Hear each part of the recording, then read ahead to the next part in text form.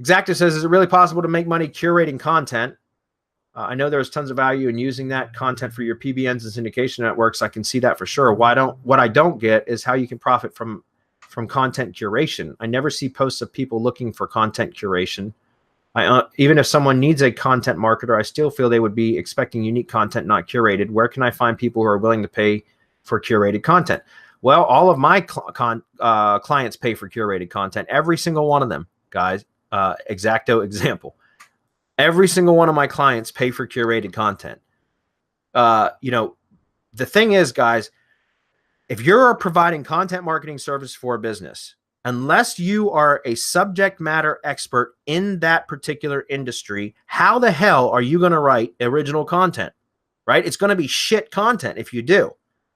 And so my point is, would you rather provide content marketing services for a company and fake it and try to give them original content when you're not a subject matter expert? Or if you hire a content writer from a content farm, even if you select the proper category and all that, guess what? It's going to be shit content because they are writers. They're not subject matter experts in that industry. All that they do is go scrape articles online and reword them. That's all they do. That's all content farms do, guys. They don't write original content. They scrape content, mash it together, and reword it. That's what they do. And so if you're buying content, unless you're hiring a subject matter expert in that particular industry to write content, which is incredibly expensive, then how else are you going to produce good content for that business? Curating content is the act or the process of just being able to identify and locate high quality content from subject matter experts already in that industry, and then curating it into a unique post because you inject your own commentary or the brand's commentary, right? You're acting as you're injecting commentary on the brand's behalf into the post. So in other words, let's say you're doing a post on, you know, unclogging a drain for a plumber. I'll use that as an example because Adam mentioned earlier on about, you know, how do you curate content for a plumber?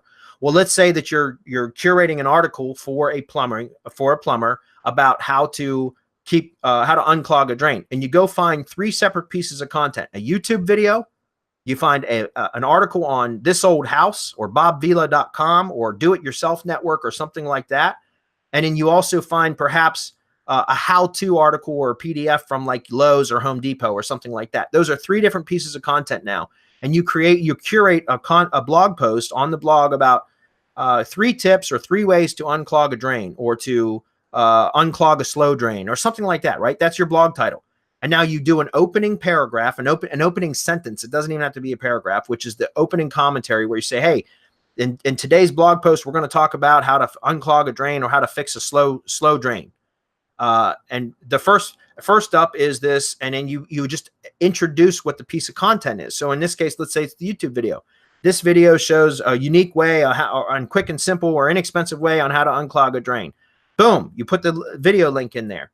Then embed the video. Then underneath that, you might say, you introduce the next piece of content. Okay, that method was great and inexpensive, but here's another method that I learned from that was posted on bobvila.com. And then you link to it, or you put a section or a snippet of that article there.